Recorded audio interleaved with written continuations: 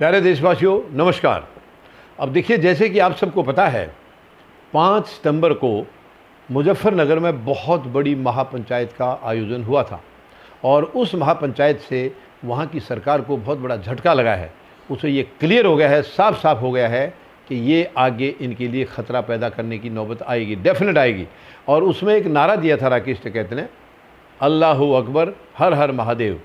और इसी के साक्षात गवाह हैं वहाँ पर गुलाम मोहम्मद जौला, ये जौला गांव के हैं, मुजफ्फरनगर में ही पड़ता है, जो कि महेंद्र सिंह टिकैत जी के साथ में ये स्टेज शेयर किया करते, स्टेज का संचालन किया करते थे। तो उन्होंने भी अभी 14 अगस्त को नारा दिया था, यही नारा बहुत अच्छे तरीके से उन्होंने दिया था, अल्लाहु अकबर हर हर महादेव। और यही नारा जब राकेश टिकैत ने दिया तो उनकी बात को गलत तरीके से पेश करने के लिए बीजेपी ने एक शरारत की, यानी हर हर महादेव का नारा उसमें से हटा दिया गया और ये बाकी सोशल मीडिया पर इन्होंने डाल दिया ताकि जनता इनके खिलाफ हो जाए। लेकिन जनता सारी इनकी गंदगी को जानती है, इस सरकार के निकम्मेपन को जनता समझती है। अब गुलाम मोहम्मद साहब ने फिर एक इंटरव्यू दिया है और उसमें साफ तौर पर चैलेंज किया है कि यहाँ पश्चिम उत्तर प्रदेश में एक भी सीट बीजेपी को अब की बार मिलने वाली नहीं है, बिल्कुल मिलने वाली नहीं है। और उन्होंने इस महापंचायत को काटने के लिए 26 सितंबर को एक महापंचायत बीजेपी ने वहाँ पर ऑर्गेनाइज करने का ये अपना प्रोग्राम बनाया है। और गुलाम मोहम्मद साहब का ये कहना है कि इसमें इनको अपनी औकात का पता चल जाएगा कि जो किसानों ने महापंचायत की थी वो कैसी थी और इन्होंने जो की है वो कैसी है, उनको ये मालूम पड़ जाएगा। और वहीं से इनको ये भी साफ तौर पर इशारा हो जाएगा कि आगे तुम्हारे साथ क्या होने वाला है, आगे जनता चुनाव के अंदर इनके साथ क्या सलूक करने वाली है, ये भी अंदाज़ा लग जाएगा। यानी गुलाम मोहम्मद साहब ने साफ तौर पर कहा है कि हिंदू मुस्लिम एकता बहुत मजबूत है वहाँ और मजबूत रहेगी, आने वाले समय में भी रहेगी। और वैसे मैं भी आपको ये दावे के साथ कह सकता हूँ, हिंदू मुस्लिम एकता हमेशा रही है। ये इनको लड़ाने का काम केवल ये सियासतदान करते हैं, ये ओछी राजनीति वाले ये इसका इस्तेमाल करते हैं, वो आपस में एक दूसरे को भड़काते हैं। जैसे कि 2013 में दंगे भड़काए गए थे मुजफ्फरनगर में, उसको देश भूला नहीं है, बिल्कुल भूला नहीं है देश, वो सब इन्हीं की करामात थी।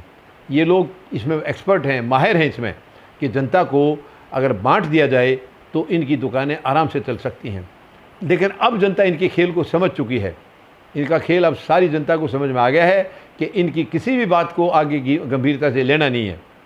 किसी भी हालत में कोई लड़ाने का, इस टाइप का कोई दंगे कराने का वो अगर कार्यक्रम कुछ करते हैं तो जनता उसको आड़े हाथों लेगी, आड़े हाथों लेगी जनता अब इनके बहकावे में नहीं आएगी। तो ये जो 26 को ये करने वाले हैं, इनको इनकी औकात का वहीं से पता चल जाएगा और इनको अपने चुनाव परिणाम का भी वहाँ से पता चल जाएगा। क्योंकि यूपी के अंदर जीतना तो वेस्टर्न यूपी को जीतना बहुत ज़रूरी है और वेस्टर्न यूपी के हाथ से बिल्कुल निकल रहा है। और यूपी में अगर ये सरकार बेदखल हो जाती है तो केंद्र की जड़ें हिल जाएंगी, केंद्र की सरकार हिलती, क्योंकि केंद्र सरकार का जो रास्ता है वो यहीं से जाता है, उत्तर प्रदेश से होकर के जाता है।